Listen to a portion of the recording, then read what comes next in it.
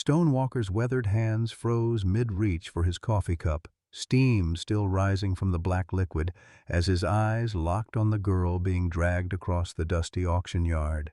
She wasn't livestock, but she was being sold like it. The auctioneer's voice cracked through the Arizona heat. "What am I bid for this here mute girl?" A collective gasp rippled through the crowd as men shifted uncomfortably, boots scraping against packed earth while women clutched their children closer. The girl's bare feet left small prints in the red dirt, her dress torn at the shoulders, yet her dark eyes held something that made Stone's chest tighten with recognition. Those weren't the eyes of a broken spirit. They were the eyes of someone hiding, waiting, calculating. He'd seen that look before in his own reflection after losing his deputy's badge. $50! Stone heard himself shout, his voice cutting through the uncomfortable murmurs. Who was this girl, and why did every instinct he'd honed as a lawman scream that nothing about this sale was what it seemed? Leave a like and share your thoughts in the comments, along with the city you're watching from now. Let's continue with the story. The drunk man's grip tightened on the rope as Stone approached, his bloodshot eyes calculating the coins in the cowboy's calloused palm. "You sure about this, mister? She ain't much to look at, and Lord knows she can't talk your ear off like most women." His laugh was bitter, hollow, like wind through a broken fence. Stone counted out 50 silver dollars, each coin catching the harsh Arizona sun. The girl, she couldn't be more than 19, stood perfectly still, but he noticed how her fingers trembled against the coarse rope binding her wrists. Not from fear, he realized with growing unease, from rage. "She got a name?" Stone asked, though something in his gut warned him the answer would be a lie. "Call her whatever you want. Bought her from some Apache traders up north. Said she was touched in the head from watching her family get slaughtered." The drunk pocketed the coins with shaking hands. "Course that was before I realized she might be worth more than $50 to certain folks." The words hung in the desert air like a threat. Stone felt the familiar weight of his hidden Colt against his hip, muscle memory from years of wearing a badge making his hand twitch toward the weapon. Something about this transaction reeked of setup, of pieces moving on a board he couldn't see. As the drunk stumbled away, muttering about needing whiskey, Stone cut the rope from the girl's wrists with his knife. Her skin bore the angry red marks of prolonged binding, but when their eyes met, he saw something that stopped his breath cold. Intelligence, sharp, calculating intelligence that spoke of secrets buried deep. She didn't thank him, didn't smile or cry or show any reaction a rescued person should. Instead, she tilted her head slightly, studying him like a hawk studies a mouse, and for one unsettling moment, Stone wondered who had rescued whom. "Can you understand me?" he asked softly. She nodded once, deliberate and controlled. "Can you speak?" This time she hesitated, glancing around the dispersing crowd before meeting his eyes again. When she opened her mouth, her voice was barely a whisper, rusty from disuse but clear as mountain water. "Are you going to hurt me?" The question hit him like a physical blow. Not because she asked it, but because of how she asked it, without hope, without pleading, just a simple request for information from someone who'd learned to expect the worst from every man she met. "No," Stone said firmly. "I give you my word." Something flickered across her face then, gone so quickly he might have imagined it. Relief or disappointment? Before he could decide, she nodded and followed him toward his wagon, moving with the careful, measured steps of someone who'd learned to make themselves invisible. As they rode away from town, Stone couldn't shake the feeling that he'd just made either the best or worst decision of his life. The ride to Stone's ranch passed in tense silence, broken only by the creak of wagon wheels and the distant cry of a red-tailed hawk circling overhead.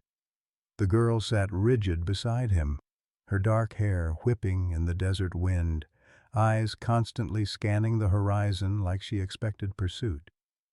Stone found himself stealing glances at her profile, noting the proud set of her jaw and the way she held herself despite everything she'd endured. "What's your real name?" he finally asked as they crested a low hill dotted with Joshua trees. She was quiet for so long he thought she wouldn't answer. Then, barely audible over the wind, "Running Bear." The name hit him like recognition, though he couldn't place where he'd heard it before. "That's not the name they gave you at the auction. They gave me many names, none of them true." Her voice carried the weight of someone far older than her years. "What do I call you?" "Stone Walker." "This is my land we're heading to." Something flickered across her face. Surprise, maybe fear. "You're the deputy who lost his badge." Stone's hands tightened on the reins. "How do you know that?" "Word travels fast in small towns, especially about lawmen who choose Indians over their own badge." She studied his reaction carefully. "Some say you're a traitor. Others say you're the only honest man left in the territory." The wagon hit a rut, jarring them both, and Stone used the distraction to process her words. Few people knew the real reason he'd lost his deputy position 2 years ago. He'd thought the story buried along with the 3 Apache children he'd tried to save from a corrupt sheriff's cleanup operation. "Which do you believe?" he asked. Running Bear was quiet again, but this time her silence felt different, contemplative rather than guarded. "I believe," she said slowly, "that a man who pays $50 for a stranger's freedom probably has his reasons." They reached Stone's ranch as the sun began its descent toward the western mountains. The spread wasn't much: a modest cabin with a stone chimney, a barn weathered silver by desert storms, and corrals that had seen better days. But it was honest land, paid for with sweat instead of blood money. And Stone felt a familiar pride as Running Bear took in the sight.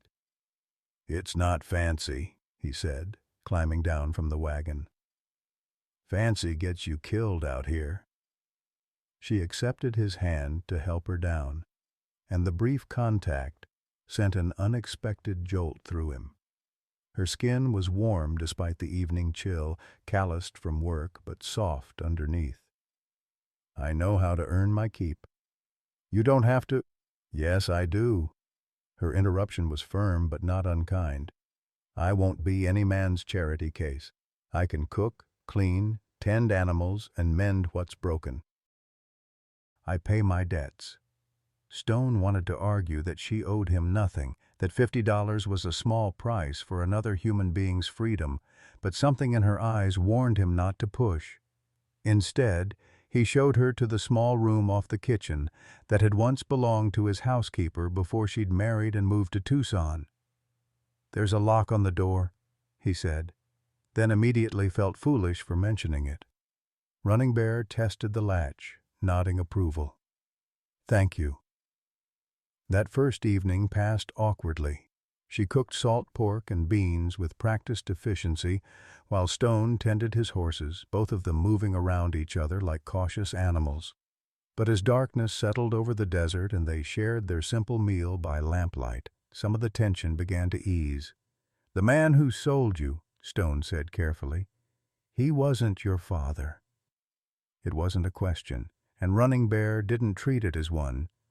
"Thomas Kane, former deputy under Sheriff Blackhawk." "He's been watching me for weeks, waiting for the right moment." She set down her fork, appetite apparently gone. "He told me if I caused trouble, he'd make sure I ended up somewhere much worse than a ranch auction." The name Blackhawk made Stone's blood run cold. Thomas Blackhawk, the sheriff who'd ordered the massacre Stone had tried to prevent. The man who'd stripped Stone's badge and run him out of Tombstone with threats against his life. "Why would Blackhawk want you sold?" Stone asked, though pieces of a disturbing puzzle were already forming in his mind. Running Bear's laugh was bitter as alkali water. "Because Sheriff Blackhawk is my father, and according to him, I've been dead for 2 years." The confession hung between them like smoke from a rifle shot. Stone felt the world tilt, understanding crashing over him in cold waves. He'd bought a dead girl from a corrupt deputy, and somewhere in the territory, one of the most dangerous men he'd ever known was hunting his own daughter. "He thinks you're dead because I was supposed to die with my mother." Running Bear's voice went flat, emotionless, the way people talked about things too painful to feel. "2 years ago, Mexican bandits hit our ranch while he was in town. Mama tried to hide me in the root cellar, told me not to come out no matter what I heard." Her hands clenched into fists on the table. "I heard everything, her screams, the laughter, the silence after." Stone waited, understanding that this story had been locked inside her for too long. "When the bandits left, I found her body, but before I could bury her proper, more riders came. Americans this time, led by a man in a suit who knew exactly where to look for Papa's strongbox." Running Bear's dark eyes met his across the flickering lamplight. "The same man who's now mayor of Tucson, Marcus Whitmore." The final piece clicked into place with devastating clarity. "Whitmore set up the raid. Your father doesn't know you survived because I've been hiding ever since, trying to gather proof that the mayor killed my mother and stole Papa's savings. But Kane found me 3 weeks ago, said Whitmore wanted me disappeared permanent-like. The auction was supposed to be my execution, sell me to someone who'd work me to death in the desert where no body would ever be found." Stone pushed back from the table, mind racing.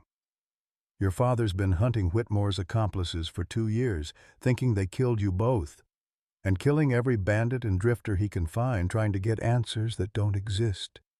Running Bear's voice broke slightly. "He's become something terrible, Stone. The grief broke him. He's not the father I remember anymore." Outside, a coyote howled in the distance, its cry echoing off the canyon walls like a warning. Stone realized that by buying Running Bear, he'd stepped into the middle of a blood feud that could destroy them all. But looking at her across the table, this brave, broken girl who'd survived 2 years of hell to seek justice for her murdered mother, he knew he'd make the same choice again. "We have to tell him you're alive." "No." Running Bear's response was immediate and fierce. "If Papa learns I survived, he'll abandon everything to keep me safe. Whitmore will disappear, and Mama's death will go unpunished forever." She leaned forward, eyes blazing with determination. "But if Sheriff Blackhawk thinks his daughter is truly dead, he might be willing to work with Stonewalker to bring down the man who destroyed both their lives." The next morning brought unwelcome visitors. Stone was mending fence posts behind the barn when he heard horses approaching. Too many horses, moving with the deliberate pace of men who weren't in a hurry because they knew their quarry had nowhere to run. He set down his hammer and walked to the corner of the barn where he could see the front yard without being spotted.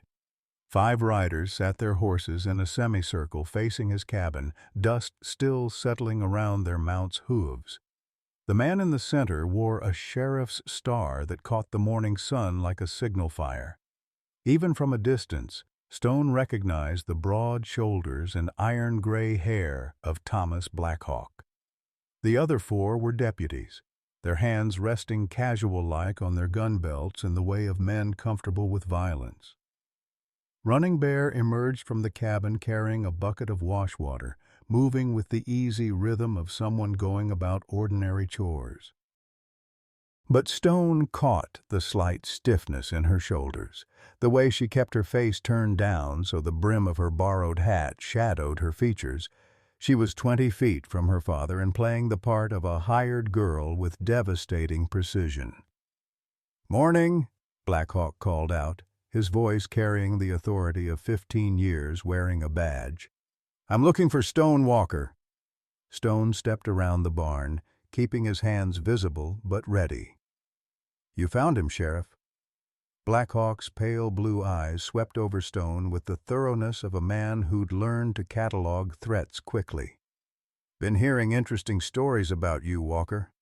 Word is you bought yourself a girl at yesterday's auction. Word travels fast." Stone stopped 10 feet from the horses, close enough to talk without shouting, far enough to have fighting room if things went bad. "What's your interest in my business?" "My interest is in the safety of this territory." Man starts buying women like livestock, it raises questions. Blackhawk shifted in his saddle, leather creaking. "Mind if I take a look at this purchase of yours?" Running Bear had frozen beside the wash line, her knuckles white where she gripped the bucket handle. Stone felt the weight of the moment. One word from him could reunite a father and daughter or destroy their only chance at justice for a murdered woman. "She's just a hired girl now," Stone said carefully. "Nothing more." "Then you won't mind if we talk to her." Blackhawk's tone made it clear this wasn't a request. Running Bear approached with measured steps, keeping her head down in perfect mimicry of a servant afraid of authority. When she spoke, her voice was different, higher, more timid than the strong woman Stone had come to know. "Yes, sir?" Blackhawk studied her for a long moment, and Stone held his breath. The sheriff's eyes traced her face with an intensity that spoke of a man looking for ghosts in every stranger's features. For one terrible second, Stone thought recognition would dawn. Then Blackhawk's expression remained cold and professional. "What's your name, girl?" "Mary, sir. Mary Stillwater."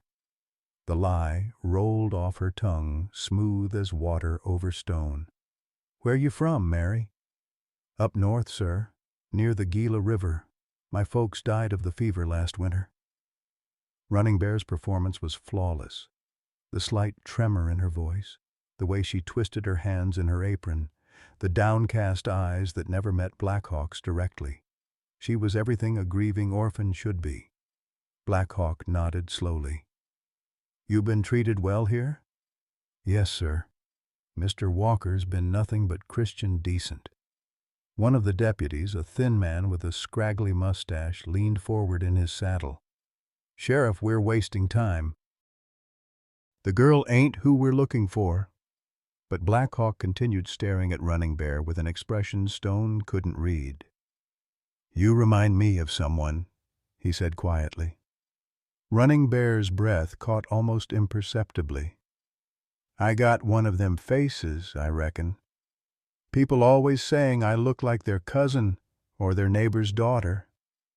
The moment stretched taut as a bowstring. Stone's hand drifted toward his gun, mind calculating angles and cover.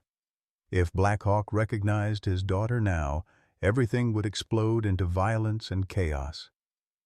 Then the sheriff's shoulders relaxed slightly. "I suppose you do." He turned his attention back to Stone. "Walker, I'm going to be straight with you. There's been talk that you might be harboring fugitives or getting mixed up with unsavory types. Thomas Kane mentioned selling a girl to someone matching your description." "Kane's a drunk and a liar," Stone said with perfect honesty. "But I bought the girl fair and square, gave her honest work and a safe place to sleep. Nothing illegal about that." "No, there ain't." Blackhawk gathered his reins. "But I'll be keeping an eye on things out here. This territory's got enough trouble without good men going bad." His eyes bored into Stone's. "You understand me?" "Clear as mountain water, Sheriff." After the riders disappeared over the ridge, Stone and Running Bear stood in silence until the dust settled. Then she collapsed onto the porch steps, her hands shaking as the performance finally ended. "He knew," she whispered. "I could see it in his eyes. Some part of him recognized me." Stone sat beside her, close enough to offer comfort without crowding. But he didn't act on it. "Maybe some part of him doesn't want to believe you're alive because then he'd have to stop being the vengeful ghost he's become. Or maybe he's just better at hiding his feelings than I thought." Running Bear looked toward the horizon where her father had disappeared. "Did you see how thin he's gotten? How gray? He's killing himself with this hunt, Stone. One way or another, it's going to destroy him." Stone had seen it too. The hollow cheeks, The way Black Hawk's clothes hung loose on his frame, the fevered intensity in his eyes that spoke of a man who'd forgotten how to sleep peaceful. Then we stop it before it does. How? We can't prove Whitmore ordered the raid without evidence that was burned with the ranch. We can't get close to him without raising suspicion. And we sure can't count on my father listening to reason, not while he thinks I'm dead and you're just another drifter who might know something about my murder. Stone considered this, watching a pair of hawks circle overhead in lazy spirals. What if we don't try to convince him? What if we let him convince himself? Running Bear turned to look at him, hope and wariness warring in her dark eyes. What do you mean? Kane sold you to get rid of a witness. But what if word got back to Whitmore that his problem wasn't solved? That the girl he wanted dead was still alive and talking? Stone felt the pieces of a plan clicking into place. A man like that, he'd have to act fast and sloppy. And sloppy men make mistakes. You want to use me as bait. Running Bear's voice was steady, but Stone could hear the fear underneath. I want to give your father the chance to be a lawman again instead of a killer. If Whitmore moves against you, Black Hawk will have to choose between his vendetta and his duty to protect an innocent. Stone met her eyes. But it's your choice. I won't ask you to risk your life for a plan that might not work. Running Bear was quiet for a long time, staring at her hands. When she finally spoke, her voice carried the weight of a decision that couldn't be undone. Mama always said the only way to catch a snake is to make it think it's hunting you. She looked up at Stone with a smile that was equal parts terrified and determined. Let's catch us a snake. That afternoon, Stone rode into town with a story carefully crafted to reach the right ears. By evening, half of Tucson would know that Stone Walker's hired girl had been asking questions about Mexican raids and missing money. By tomorrow, those whispers would reach Marcus Whitmore. The trap was set.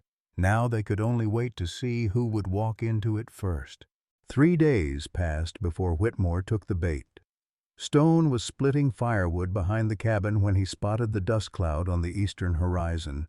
Riders moving fast, too fast for casual travel. He buried the axe in the chopping block and whistled sharp and low, the signal he and Running Bear had agreed upon. She appeared in the cabin doorway, flour dusting her hands from the bread she'd been kneading. One look at his face told her everything she needed to know. Without a word, she disappeared back inside, emerging moments later with his rifle and her own small pistol tucked into her apron. "How many?" she asked, her voice steady despite the fear Stone could see in her eyes. 4, maybe 5. Coming hard from town. Stone checked the rifle's load, muscle memory from his deputy days taking over. "You remember the plan? Hide in the root cellar until you give the all clear, then slip out the back if things go bad." Running Bear's jaw tightened. "But Stone, if something happens to you, nothing's going to happen to me." The lie came easily, born of a desperate need to comfort her, even as his own gut churned with dread. "Get going. And Bear, whatever you hear up here, don't come out. Promise me." She nodded reluctantly and kissed his cheek quick and fierce before disappearing around the back of the cabin.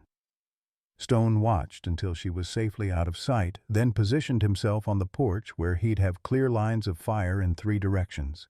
The riders crested the last hill at full gallop, and Stone's blood went cold as he recognized the lead horse, a big roan stallion that belonged to Marcus Whitmore himself.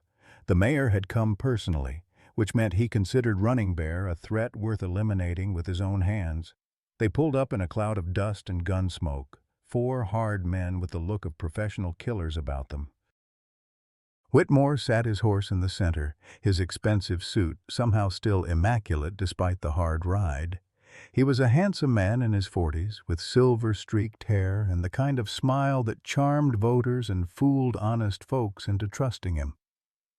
"Stone Walker," Whitmore called out, his politician's voice carrying false warmth. "Beautiful morning for a visit, don't you think?" Depends on the nature of the visit, Mayor. Stone kept his rifle pointed casually downward, but ready to swing up fast. You're a long way from town. Business brings me out this way. Heard you've got yourself a new hired girl, one who's been asking some very interesting questions around town. Whitmore's smile never wavered, but his eyes were flat and cold as a snake's. Questions about things that happened a long time ago, things best left buried. Don't know what you're talking about. Girl does her work and keeps to herself. Now, Stone, let's not play games. We both know why I'm here. Whitmore dismounted with fluid grace, his hand resting on the pearl handle of his pistol. See, there was supposed to be only one survivor from that unfortunate raid on the Black Hawk place 2 years back. When I heard there might be two, well, that created a problem that needs solving. Stone felt ice form in his veins. Whitmore wasn't just admitting to orchestrating the raid. He was confirming that Running Bear's survival was the loose thread that could unravel his entire operation. The girl's got nothing to do with your business, Stone said carefully. Oh, but she does. You see, dead witnesses can't testify, but live ones can cause all sorts of inconvenience. Whitmore gestured to his men, who began spreading out in a practiced pattern. Where is she, Stone? Gone to town for supplies, won't be back till evening. Whitmore's laugh was genuinely amused. You know, I almost believe you. You've got the look of a man trying to protect someone he cares about. It's admirable, really. Foolish, but admirable. The sound of a hammer being cocked came from Stone's left. One of Whitmore's men had worked around to the side of the cabin, his rifle trained on Stone's chest. She's here somewhere, boss. Horse is still in the corral, and there's woman's work hanging on the line. Search the place, Whitmore ordered. Start with the house. Stone's finger tightened on his rifle trigger. This is private property, Mayor. You've got no right. I've got the only right that matters out here. Whitmore drew his pistol with practiced ease. The right of the strongest. Now put that rifle down before someone gets hurt. Time slowed to a crawl as Stone weighed his options. 4 against 1 were bad odds, but if he could drop Whitmore first, the others might lose heart. His muscles coiled, ready to dive for cover behind the porch railing while bringing his rifle to bear. Then the world exploded into chaos as Sheriff Blackhawk's voice rang out from the ridge behind the cabin. Nobody move! This is the law speaking. Whitmore's head snapped around, his carefully composed mask slipping for the first time. Black Hawk? What the hell are you doing here? Following a tip that someone was planning to murder an innocent girl on my territory. Black Hawk rode into view with 2 deputies flanking him, their rifles trained on Whitmore's men. Funny thing about tips, sometimes they come from the most unexpected sources. Stone realized with a jolt of understanding that Running Bear must have gotten word to her father somehow, but he didn't have time to puzzle out how. Whitmore's men were looking between their boss and the lawmen, hands hovering over weapons as they calculated odds. This is a misunderstanding, Sheriff, Whitmore said, his political charm reasserting itself. I came out here to question Walker about some missing property, nothing more. Missing property? Blackhawk's voice was deadly quiet. Or missing witnesses.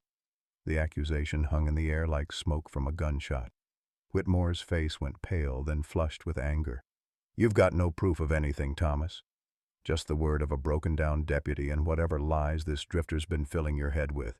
Maybe not, Blackhawk agreed. But I've got enough suspicion to take you all in for questioning. And once we start digging into your finances, your associates, your whereabouts 2 years ago during that raid on my ranch, he let the threat trail off meaningfully.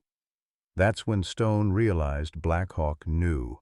Somehow, impossibly, the sheriff had figured out that his daughter was alive and hiding on Stone's ranch. The elaborate performance, the careful questions, the perfect timing. It was all designed to force Whitmore into revealing his guilt. Whitmore must have reached the same conclusion because his political facade finally cracked completely. "You sanctimonious fool," he snarled. "You think you can destroy everything I've built over one dead squaw and her half-breed daughter?" The words were barely out of his mouth when Black Hawk's rifle boomed. Whitmore spun and dropped, clutching his shoulder as blood seeped between his fingers. The mayor's men went for their guns, and suddenly the morning air was filled with the thunder of gunfire. Stone dove behind a water trough as bullets splintered the wood around him. He came up shooting, his first shot taking down the man who'd flanked him earlier. Black Hawk and his deputies were pouring fire into Whitmore's remaining gunmen, their superior position on the ridge giving them a deadly advantage. The fight was over in less than a minute. When the smoke cleared, 3 of Whitmore's men lay dead in the dirt, and the 4th was gut-shot and begging for his life. Whitmore himself sat propped against a wagon wheel, his face gray with shock and pain, but his eyes still burning with hatred. "It's finished, Marcus," Black Hawk said, dismounting to check on the wounded mayor. 2 years of blood and lies, all finished." "Nothing's finished," Whitmore gasped through gritted teeth. "Kill me if you want, but there are others who know what really happened. Others who will make sure the truth stays buried along with your precious wife and daughter." Stone saw Black Hawk stiffen at the mention of his family, saw the old rage kindle in the sheriff's eyes. For a moment he thought the lawman might put a bullet in Whitmore's head and be done with it. Instead, Black Hawk holstered his gun and knelt beside the wounded man. "The truth has a way of coming to light, Marcus. Always has, always will." Behind them, Stone heard a soft footstep and turned to see Running Bear emerging from her hiding place, tears streaming down her face as she looked at her father for the first time in 2 years. The silence that followed was broken only by the groaning of wounded men and the whisper of desert wind through the Joshua trees. Running Bear stood frozen at the corner of the cabin, her face streaked with tears and dust, staring at the father she'd thought lost to grief and vengeance. Black Hawk's back was to her as he secured Whitmore's hands with rope, but Stone could see the exact moment recognition hit him. The sheriff's shoulders went rigid, his hands stilled on the knots. Slowly, as if afraid the vision might disappear, Thomas Black Hawk turned around. "Sweet Jesus," he whispered, the words torn from somewhere deep in his chest. "Running Bear?" She took a tentative step forward, then another like a wild animal approaching a campfire, drawn by warmth but terrified of being burned. "Hello, Papa." The reunion Stone had imagined would be tearful and joyous was instead heartbreaking in its restraint. Father and daughter stood 10 feet apart, 2 years of pain and secret stretching between them like a chasm neither knew how to cross. "They told me you were dead," Black Hawk said, his voice cracking. "I found your mother's body, found blood on your dress in the root cellar. I thought, God help me, I thought they'd taken you, and I hid when the shooting started, just like Mama told me. But when I came out—" Running Bear's voice failed her. She wrapped her arms around herself, suddenly looking every inch the frightened 19-year-old she was. "There was so much blood, Papa, so much screaming." Black Hawk took a step toward her, then stopped himself as if afraid she might bolt. "Why didn't you come to me? Why didn't you tell me you were alive?" "Because I saw what losing us did to you." The words came out in a rush, 2 years of guilt and fear spilling over. "You stopped being my father and became something else, something scary. You were killing innocent men, Papa, hunting ghosts while the real killer sat in the mayor's office counting his stolen money." The accusation hit Black Hawk like a physical blow. He staggered backward, his face going gray.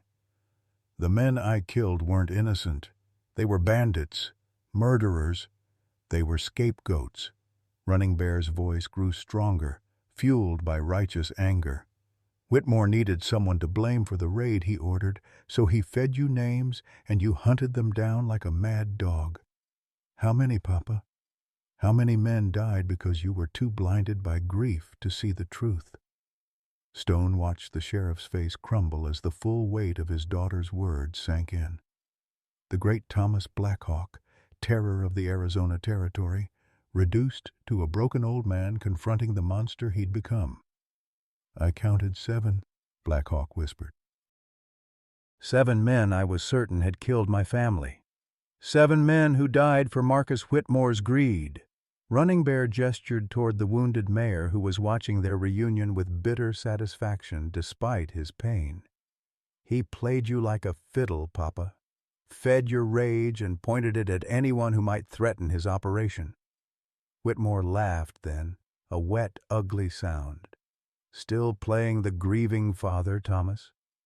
Your daughter's alive, your wife's avenged, and you're still not satisfied. Some men just can't be happy, I suppose." The taunt was designed to provoke, and Stone saw it working. Black Hawk's hand drifted toward his gun, the old fury kindling in his eyes. But before he could draw, Running Bear stepped between them. "No," she said firmly. "He goes to trial. He faces justice proper, not your kind of justice." "He ordered your mother's death." Black Hawk's voice was raw with pain. "He stole our life, our happiness, everything and killing him won't bring any of it back." Running Bear reached out tentatively, her fingers brushing her father's weathered cheek. "But maybe we can try to build something new from what's left." The touch seemed to break something inside Black Hawk.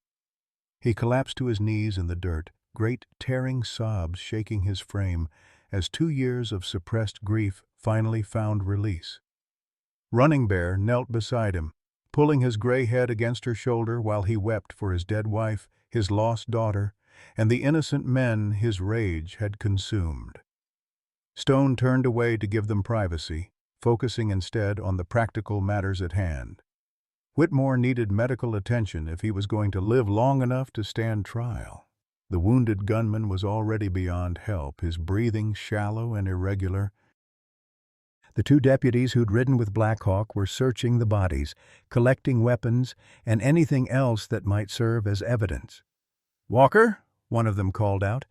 Deputy Martinez, Stone remembered, a good man who'd tried to talk sense to Black Hawk during his darkest days.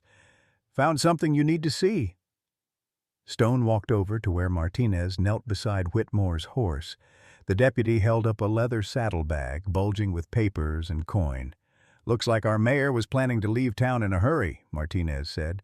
"Got enough gold here to buy a new life in Mexico, plus what looks like correspondence with some very unsavory characters."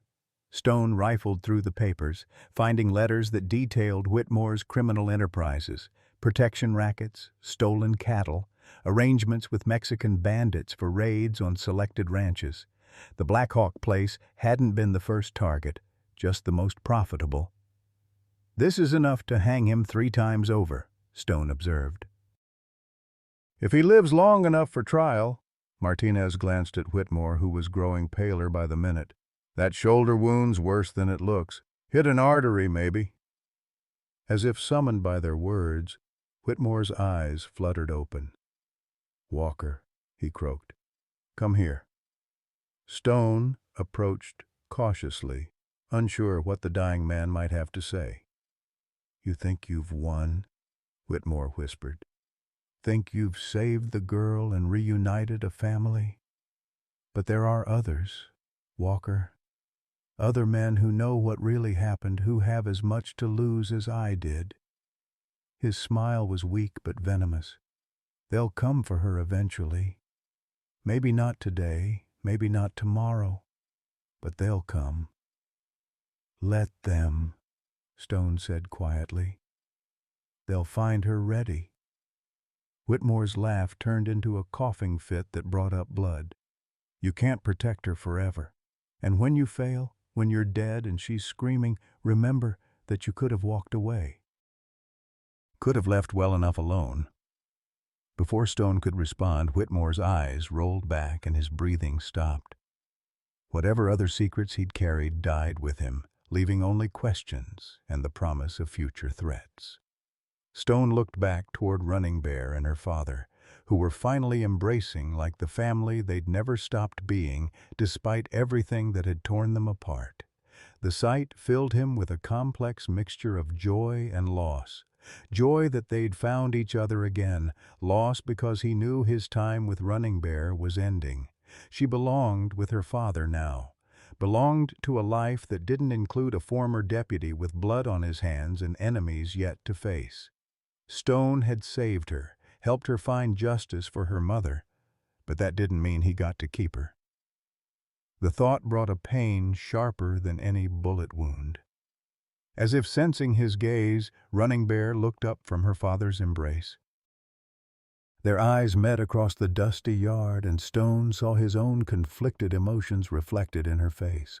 Love and loss, joy and sorrow, hope and the terrible knowledge that sometimes doing the right thing meant letting go of what you wanted most.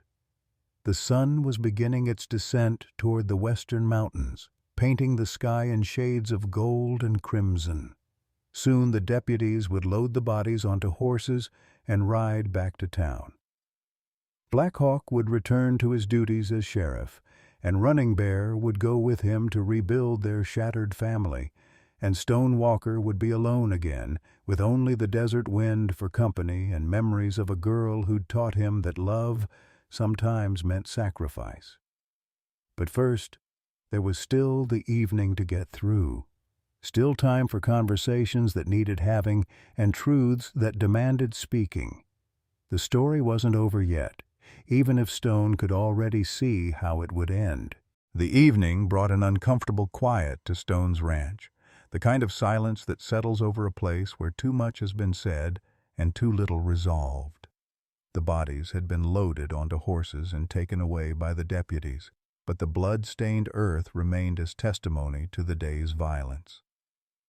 Running Bear sat on the porch steps beside her father, their hands clasped but their conversation strained by years of separation and pain. Stone busied himself with evening chores, feeding the horses and checking the water troughs with mechanical precision. Every few minutes his gaze would drift toward the porch where father and daughter struggled to rebuild what grief had torn apart. He could hear fragments of their conversation, Black Hawk's halting explanations of the men he'd killed, Running Bear's quiet recounting of her 2 years in hiding, and each word felt like a nail in the coffin of his hopes. "Stone," Black Hawk called out as the last light began to fade. "Join us." "We need to talk." Stone set down the grain bucket and walked toward the porch, his boots heavy on the packed earth. Running Bear looked up at him with eyes that held apologies she couldn't voice, and he knew what was coming. "First, I owe you thanks," Black Hawk said, rising from the steps. "What you did today, protecting my daughter, helping bring Whitmore to justice, there's no way I can repay that debt."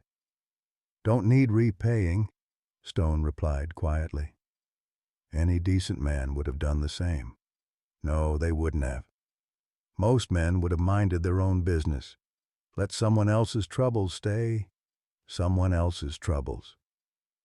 Black Hawk extended his hand and Stone shook it, feeling the firm grip of a man trying to rediscover his honor. "But that's not who you are, is it? Never has been." Stone said nothing, waiting for the inevitable. "Running Bear tells me you two have grown close during her time here." Black Hawk's voice was careful, neutral. "She also tells me you've been nothing but respectful, nothing but honorable.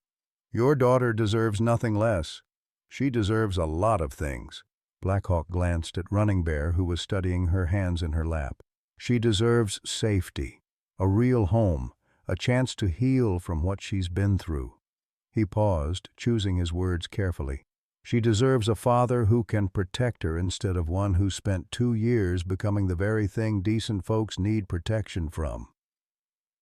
The admission hung in the air like smoke.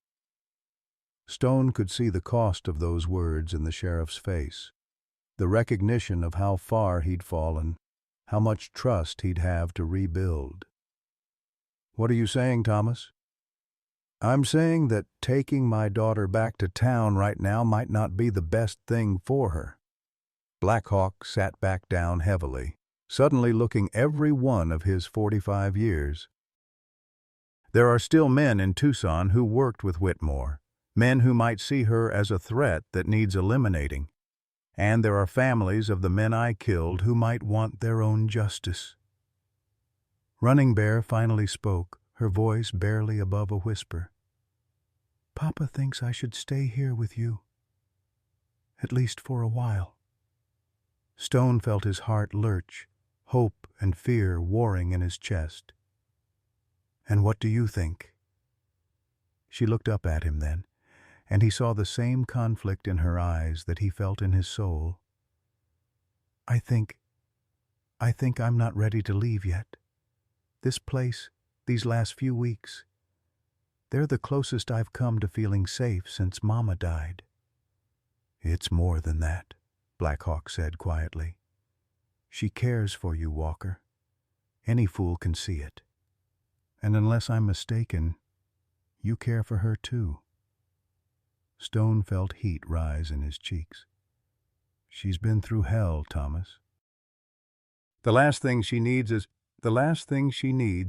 is another man deciding what's best for her without asking her opinion. Running Bear stood up, her chin raised with familiar stubbornness. I can speak for myself. Both men fell silent, chastened. I care for you, Stone, she continued, her voice growing stronger. More than I probably should, considering everything that's happened. But caring for someone and being ready to build a life with them, those are different things. Stone nodded, though the words cut deeper than he'd expected. I understand. Do you? She stepped closer, close enough that he could smell the lavender soap she'd used that morning. Because I don't think you do. I think you're so busy being noble and self-sacrificing that you're not hearing what I'm actually saying. Stone blinked, confusion replacing resignation. Then tell me plain. I'm saying I'm not ready now, not while my father and I are still strangers to each other. Not while there are still men out there who might want me dead, not while I'm still jumping at shadows and reaching for guns that aren't there. She took his hands in hers, her calloused fingers intertwining with his. But maybe someday I will be ready. And when that day comes, I hope you'll still be here. The hope that bloomed in Stone's chest was painful in its intensity. How long? However long it takes, Black Hawk answered. I owe my daughter 2 years of lost time, and I owe those 7 dead men's families some kind of accounting. That's going to take a while to sort through. What about your job? The territory still needs a sheriff. The territory needs a sheriff who enforces the law instead of making his own. Black Hawk's smile was bitter but determined. I'm going to resign my position. Recommend Deputy Martinez for the job.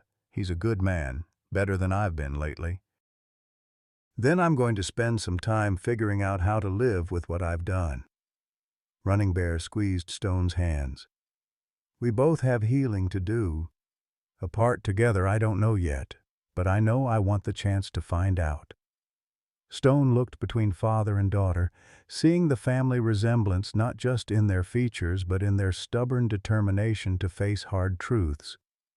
What about the men Whitmore mentioned, the ones who might come looking for Running Bear? Let them come, Black Hawk said grimly. Won't be the first time I've had to defend my family. Difference is this time I'll be doing it legal. They'll have both of us to deal with, Stone added, surprising himself with the fierce protectiveness in his voice. Running Bear smiled then, the first genuine smile he'd seen from her all day. 2 hard-headed men looking out for one stubborn woman. What could go wrong? As if summoned by her words, the sound of approaching horses drifted across the desert. All 3 of them tensed, hands moving instinctively toward weapons. But as the riders came into view, Stone relaxed. It was Deputy Martinez with 2 other lawmen, returning with supplies and a wagon to transport the remaining evidence. Evening, folks, Martinez called out as he dismounted. Thought you might want to know. We found Whitmore's ledger in his office. Names, dates, amounts, enough to round up his whole network. How many? Black Hawk asked. 12 men, maybe more, but don't worry, Sheriff. We've got warrants being drawn up now. By tomorrow night, every one of Whitmore's associates will be in custody or running for the Mexican border. The news brought a palpable sense of relief. Running Bear's shoulders relaxed for the first time in hours, and Stone felt some of the tension leave his own frame. "There's something else," Martinez continued, pulling a familiar-looking document from his saddlebag. "Found this deed among Whitmore's papers. Looks like he never actually owned that silver mine up north. Been running a confidence game on the investors for over a year." Stone stared at the document, recognizing the property description. "That's the Hartley claim. Old Jim Hartley's been trying to work that mine for 3 years. Not anymore, he hasn't. Whitmore had him killed last spring. Made it look like a mining accident." Martinez handed the deed to Blackhawk. "Reckon this belongs to Jim's widow now, along with about $10,000 in stolen profits." The implications were staggering. Whitmore's corruption had been even deeper than they'd imagined, touching dozens of lives across the territory. But it was over now, truly over, and for the first time in months, Stone allowed himself to believe that the future might hold something better than mere survival. "Well," Running Bear said quietly, "I guess we have our work cut out for us." Stone looked at her questioningly. "Making sure justice gets done right this time," she explained. "Making sure the people Whitmore hurt get what's coming to them, the good kind of what's coming to them." It would be a long road, Stone realized. Healing old wounds, rebuilding trust, learning to hope again. But looking at Running Bear's determined face in the lamplight, he thought it might be worth the journey. 6 months later, the changes to Stone's ranch were subtle but undeniable. The corrals had been expanded and reinforced. New shutters framed the cabin windows, painted a soft blue that Running Bear had chosen from a catalog ordered all the way from San Francisco. A small garden flourished behind the house, protected by chicken wire from the desert rabbits that had developed an unhealthy interest in her tomatoes. But the most significant change was harder to see. The way Running Bear moved through the space with growing confidence, no longer jumping at unexpected sounds or positioning herself near exits in every room. The healing had been slow and sometimes painful, marked by nightmares that left her shaking and days when the simplest human touch felt like a threat. But Stone had learned patience in ways he'd never known he was capable of, and gradually, incrementally, she'd begun to trust again. Thomas Blackhawk visited every few weeks, the long rides from town giving him time to shed the weight of his official duties and remember how to be a father instead of a lawman. True to his word, he'd resigned his position as sheriff, though Deputy Martinez had convinced him to stay on as a special investigator, helping clean up the remnants of Whitmore's criminal network.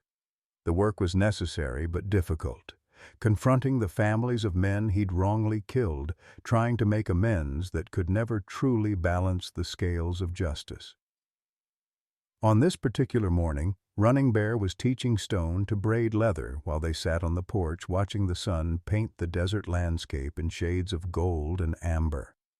Her fingers moved with practiced skill, weaving the strips into patterns that would become reins for the new horses they'd bought with the reward money from capturing Whitmore's associates. "You're thinking too hard," she said without looking up from her work. "Let your hands remember the pattern instead of trying to force it." Stone relaxed his grip and found the rhythm she'd been trying to teach him. The leather began to cooperate, forming neat, even plaits that would hold under the stress of controlling a spirited horse. "Better," Running Bear observed. "You know, there was a time I thought I'd never be able to do this again. Thought my hands would shake too much, that I wouldn't trust myself with anything that required steadiness." She'd been talking more about her captivity lately, small revelations that helped Stone understand the depth of trauma she'd survived.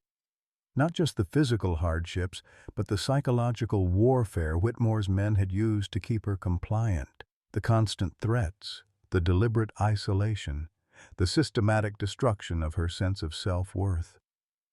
"Your hands were always steady," Stone said quietly. "You just needed time to remember. Maybe." She set down her braiding and stretched, working out the kinks in her back. "Papa's coming today. He sent word he's bringing someone with him." Stone looked up from his work, noting the tension in her voice. Someone. A woman. Martha Hartley, Jim Hartley's widow.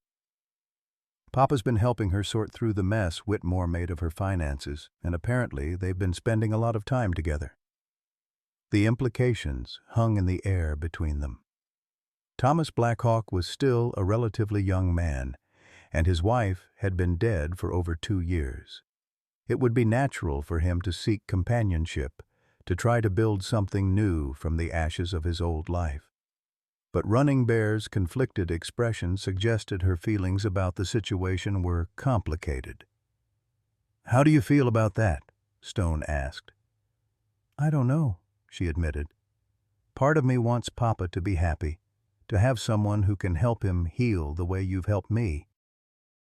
But another part of me feels like he's betraying Mama's memory." Stone set down his own braiding and reached for her hand. "Your mother's been gone for over 2 years. She wouldn't want your father to spend the rest of his life alone." "I know that. In my head, I know that." Running Bear's fingers tightened around his. "But in my heart, it feels like losing her all over again. Like the last piece of our old life is finally, truly gone." Before Stone could respond, the sound of approaching horses interrupted their conversation. 2 riders crested the hill, Blackhawk on his familiar bay gelding, and beside him a woman Stone didn't recognize. She was perhaps 40, with graying brown hair and laugh lines around her eyes, dressed in practical traveling clothes that suggested someone accustomed to ranch life. "That's her," Running Bear murmured, rising from her chair. "Martha Hartley." Stone stood beside her, offering silent support as they waited for the riders to approach. He could feel the tension radiating from Running Bear's frame, the way she held herself poised between welcome and retreat. Blackhawk dismounted first, his movements easier than they'd been in months. The haunted look that had shadowed his eyes was still there, but it was balanced now by something that might have been hope. "Running Bear, Stone," he said, his voice carrying a warmth that had been absent for too long. "I'd like you to meet Martha Hartley. Martha, this is my daughter, and the man who saved her life." Martha Hartley stepped forward with the confident stride of a woman who'd learned to face the world on her own terms. When she smiled, Stone could see why Blackhawk had been drawn to her. There was strength there, and kindness, and the kind of steady reliability that could anchor a man struggling to find his footing. "It's an honor to meet you both," she said, her handshake firm and genuine. "Thomas has told me so much about you. About what you've been through, what you've accomplished together." Running Bear's response was polite, but guarded. "Papa's mentioned you as well. I'm sorry for your loss. Your husband's death was a terrible thing." "Thank you. Jim was a good man, even if he wasn't much of a businessman." Martha's smile was sad but accepting. "I've made my peace with losing him, though I'll never forgive the men who took him from me." "They're all in prison now," Blackhawk said quietly. "The last of Whitmore's associates was sentenced yesterday. 25 years for conspiracy and murder." The news brought a moment of silence as all 4 of them contemplated the long journey that had brought them to this point. Justice had been served, but the cost had been high for everyone involved. "I brought Martha here for a reason," Blackhawk continued, his tone becoming more serious. "There's been talk in town, rumors that some of Whitmore's old enemies are planning to come after Running Bear for revenge. Men who lost money when his schemes collapsed, families who blame her for their relatives being arrested." Stone felt ice form in his veins. "How credible are these threats?" "Credible enough that I don't want to take chances."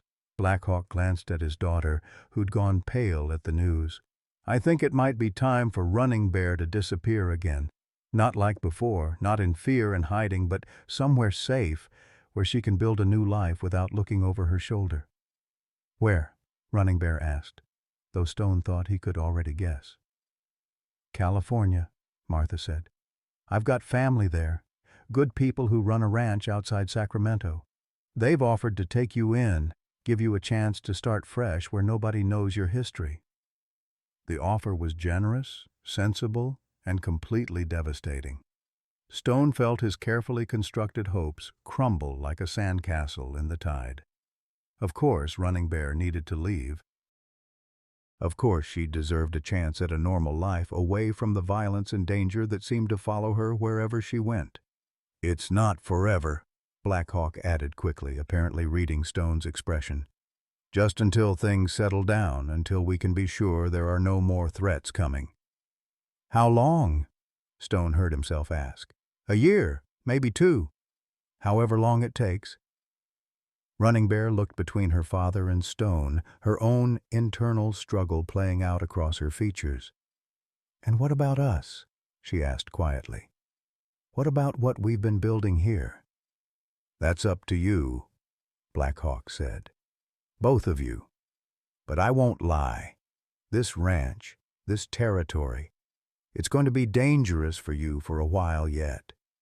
The choice is between safety and staying together. The impossible choice hung in the desert air like heat shimmer, distorting everything until nothing seemed clear or certain anymore. The silence stretched between them like a chasm, each person wrestling with implications too heavy for easy words. Running Bear stood motionless, her gaze fixed on the distant mountains where heat waves created the illusion of water where none existed. Stone watched her face, searching for clues to her thoughts, but finding only the careful blankness she'd perfected during her months in captivity. I need time to think, she said finally. It's a lot to take in. Of course, Martha said gently. It's a big decision, life-changing. Stone found his voice, though it came out rougher than he intended. When would she have to leave? Soon, Black Hawk admitted. The threats are getting more specific. Yesterday someone left a dead coyote on the steps of the sheriff's office with a note tied around its neck. The half-breed whore is next. His face darkened with familiar rage before he forced it back under control. I won't let them hurt her. Not again. The crude threat hit Stone like a physical blow. He'd known there were dangers, but hearing the raw hatred in those words made everything suddenly, terrifyingly real. These weren't faceless enemies making idle threats. They were men with specific intentions and the will to carry them out. How do we know California would be any safer? Running Bear asked. How do we know these men won't follow me there? Because they don't know about the connection, Martha explained. My family name is different from my late husband's, and the ranch is isolated enough that you could live there quietly without drawing attention. Thomas and I have worked out all the details. New identity papers, a story about you being a distant cousin from back east. Another lie, Running Bear said quietly. Another false name. Another pretend life. A temporary one, Black Hawk insisted. Just until what, Papa? Until all the bad men are gone. Until the world suddenly becomes safe for people like me? Running Bear's composure finally cracked, years of frustration pouring out in a torrent of words.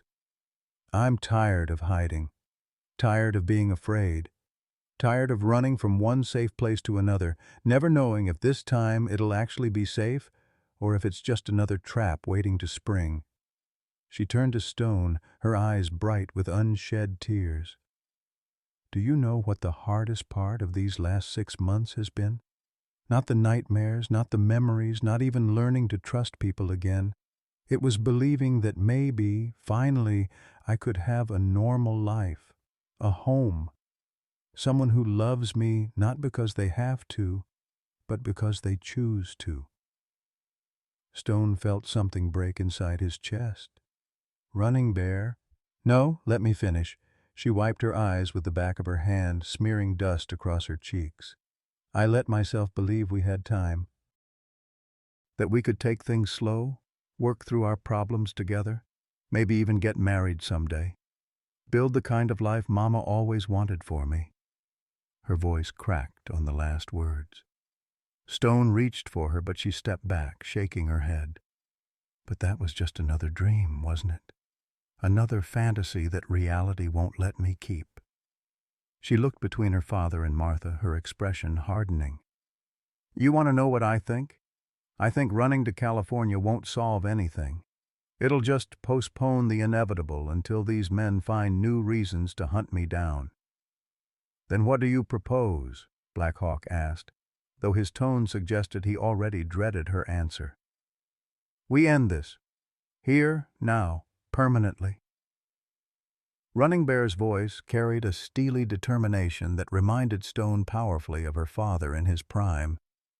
We let word get out that I'm still here, still vulnerable. We set a trap and finish what Whitmore started. Absolutely not, Stone and Black Hawk said simultaneously. You want to use yourself as bait, Martha said, her voice carefully neutral. Draw them out into the open where they can be dealt with. It's the only way to be sure, Running Bear insisted. As long as they think I'm a threat, they'll keep coming. Distance won't stop them. New identities won't fool them forever. The only thing that'll stop them is knowing they can't win. Stone felt sick to his stomach. The plan had a terrifying logic to it, confronting the threat directly instead of running from it indefinitely. But the risks were enormous, and the cost of failure would be everything he'd come to care about. It's too dangerous, he said firmly. I won't let you sacrifice yourself for the chance at a normal life. It's not your choice to make, Running Bear shot back. It's mine, my life, my decision. Not if I have anything to say about it, Black Hawk interjected. I've already lost you once. I won't watch you throw your life away on some fool notion of standing and fighting. Like you did? The words came out sharp as broken glass. Like you threw your life away, hunting innocent men for 2 years. At least my plan might actually accomplish something.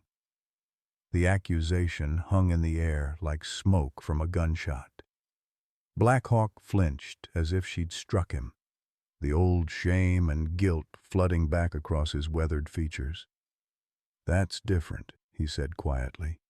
I was mad with grief, not thinking straight. And I'm thinking perfectly straight, clearer than I have in months. Running Bear moved to the porch railing, gripping it with white knuckles. I'm tired of being a victim, Papa. Tired of letting other people's hate control my life. If these men want to fight, I say we give them one. On our terms, in our place, with our rules. Stone studied her face, seeing not just determination but something deeper, a need to prove to herself that she could be strong, that the broken girl who'd been sold at auction was gone forever. It was admirable and terrifying in equal measure. What if we found a middle path? Martha suggested quietly. What if you came to California, but temporarily, just long enough to let things cool down here while Thomas and Stone work on eliminating the immediate threats? How long? Running Bear asked. 6 months, maybe less if we can track down the men making these threats and convince them to move on. Stone felt a flicker of hope. 6 months wasn't forever. 6 months was manageable, survivable. And if it meant Running Bear would be safe while they dealt with her enemies. I could come with you, he heard himself say. If you wanted. Start over somewhere new, both of us together. The offer surprised even him, but as soon as the words were out, he knew they were right. His ranch, his life in Arizona, none of it meant anything without her. If she needed to leave, he'd follow. If she needed distance from her old life, he'd help her build a new one. Running Bear turned to stare at him, hope and disbelief warring in her expression. You'd do that? Leave everything you've built here? Everything I've built here doesn't matter without you in it, Stone said simply. Land is just dirt and rocks. Home is where the people you love are." For a moment, the hardness in her face cracked, revealing the frightened young woman beneath the warrior's mask. "What about your horses, your ranch, everything you've worked for? Can be rebuilt anywhere there's good grazing and honest work." Stone moved closer, close enough to take her hands in his. "But you, there's only one you, Running Bear. And if I lost you to some fool notion about standing and fighting, I don't think I could rebuild from that." She was crying now, tears cutting clean tracks through the dust on her cheeks. "I'm so tired, Stone. So tired of being afraid, of looking over my shoulder, of waiting for the next bad thing to happen." "Then let's stop waiting," he said gently. "Let's go somewhere the bad things can't find us, and make something good instead." Behind them, Black Hawk cleared his throat. "California it is, then. I'll make the arrangements." Running Bear nodded slowly, leaning into Stone's embrace. 6 months, she whispered. "Just 6 months, and then we come back and finish this properly." Stone held her close, breathing in the scent of her hair, trying not to think about all the ways their carefully laid plans could go wrong. The journey to California took 3 weeks of hard travel across desert and mountain passes that seemed designed to test the resolve of anyone foolish enough to attempt them. Stone rode beside the wagon where Running Bear sat with Martha, watching the landscape change from the familiar red rocks of Arizona to the golden hills of the Sacramento Valley. With each mile, he felt the weight of his old life falling away like shed skin. They'd sold the ranch to a young family from Kansas, people with dreams in their eyes and calloused hands that promised they'd work the land with the respect it deserved. Stone had kept only what could fit in saddlebags: his father's watch, his mother's Bible, the leather braiding Running Bear had taught him to make. Everything else became someone else's starting point. The Hartley family ranch sprawled across a green valley that seemed impossibly lush after the stark beauty of the Arizona desert. Martha's brother-in-law, David, was a man of few words but genuine warmth, the kind of person who judged others by their actions rather than their past. His wife, Sarah, treated Running Bear like the daughter they'd never had, fussing over her health and teaching her the particular challenges of California farming. "It's different here," Running Bear observed one evening as they sat on the porch watching the sun set over vine-covered hills. "Quieter somehow, even with all the activity." Stone understood what she meant. The ranch buzzed with constant motion, workers tending cattle, maintaining equipment, hauling supplies, but underneath it all was a sense of peace that had been absent from their Arizona life, a feeling that here they could simply be instead of constantly watching for threats. "David offered me permanent work today," Stone said. "Managing the horse operation. Says he's been looking for someone with my experience for over a year." Running Bear turned to study his face. "And what did you tell him?" "That I'd think about it." Stone reached for her hand, their fingers intertwining with the easy familiarity of long practice. "Depends on what you want to do when our 6 months are up." They'd been in California for 3 months now, and letters from Thomas Black Hawk brought increasingly encouraging news. 2 of the men making threats had been arrested for unrelated crimes. 3 others had left the territory entirely, apparently deciding that revenge wasn't worth the attention of federal marshals. The immediate danger was passing, but the question of their future remained unresolved. "Sometimes I think about staying," Running Bear admitted. "Building something new here where nobody knows our history, where we can just be Stone and Mary Stillwater, a married couple making an honest living." They'd maintained her false identity from Arizona, finding it easier than constant explanations. "And other times? Other times, I think about Mama, about how she never got to see justice done properly, about all the people in Arizona who are still suffering because men like Whitmore think they can buy their way out of consequences." Her voice grew thoughtful. "I think about the families of those 7 men Papa killed, how they deserve to know the truth about what really happened. Stone had wrestled with the same thoughts. The comfortable life they were building in California felt like a betrayal sometimes, a retreat from responsibilities that couldn't be transferred to other shoulders. But it also felt like the first genuine happiness either of them had known in years. "We could do both," he said slowly. "Stay here most of the time, but go back periodically.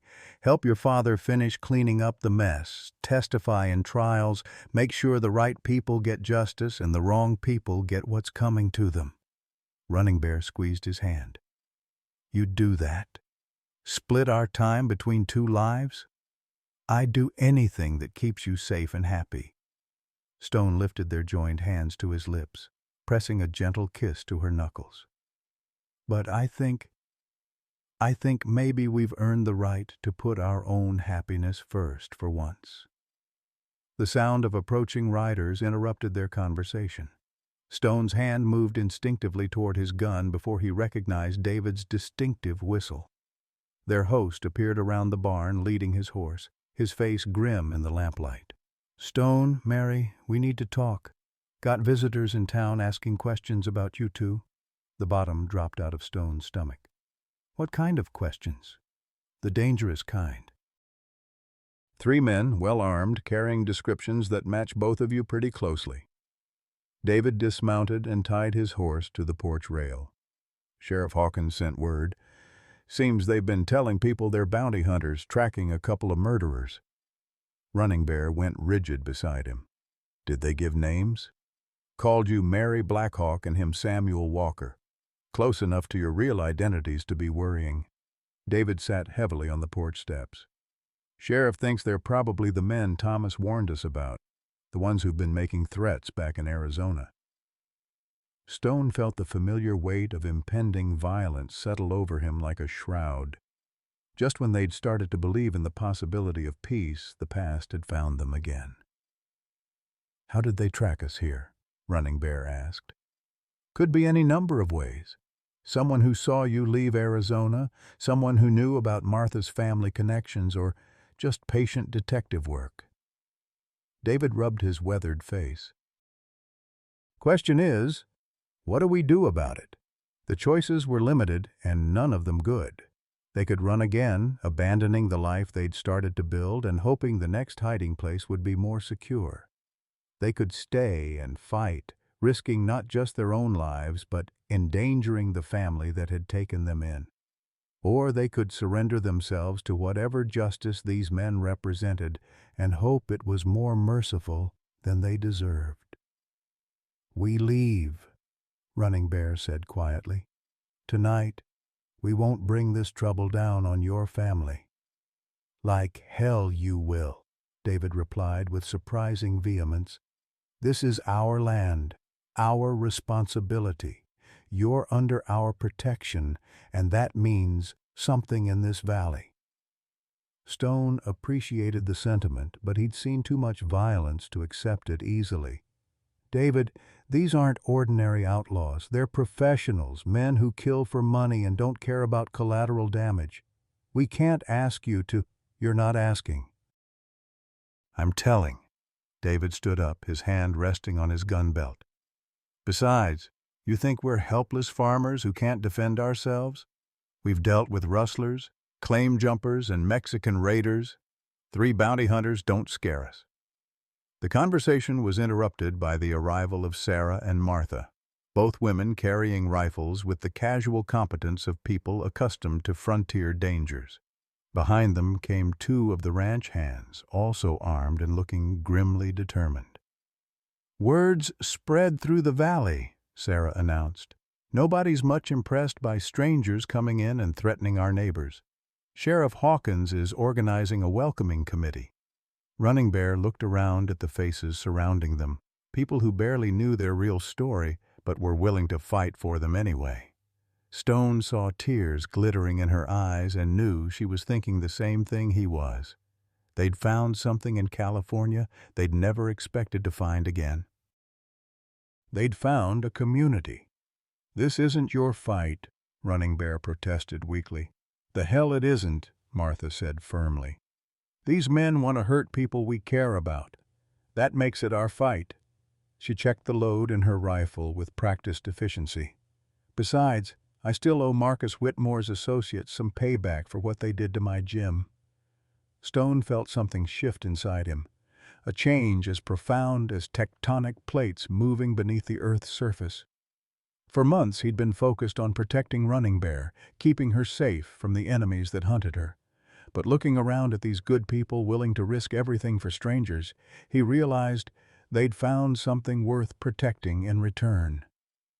"All right," he said, his voice carrying new resolve. "But we do this smart. No unnecessary risks, no heroic gestures. We end this threat permanently so we can get back to building the life we want." Running Bear smiled at him, and in that smile he saw not the frightened girl he'd bought at auction, but the strong woman she'd become through trial and hardship and the patient work of healing. "Together?" she asked. "Together," he confirmed. Outside in the California darkness, their enemies were coming. But for the first time since this whole nightmare began, Stone wasn't afraid. They had allies, they had a plan, and they had something worth fighting for. The final confrontation was coming, and they would meet it on their own terms. Sometimes the greatest battles aren't fought with guns and courage, but with the quiet decision to build a life worth defending. Stone and Running Bear discovered that home isn't a place, it's the people who stand with you when darkness comes calling. In your own life, perhaps you felt that same longing for belonging, that deep need to find your tribe among the vast loneliness of this world. As we grow older, the search for genuine connection becomes more precious than gold, more vital than the air we breathe.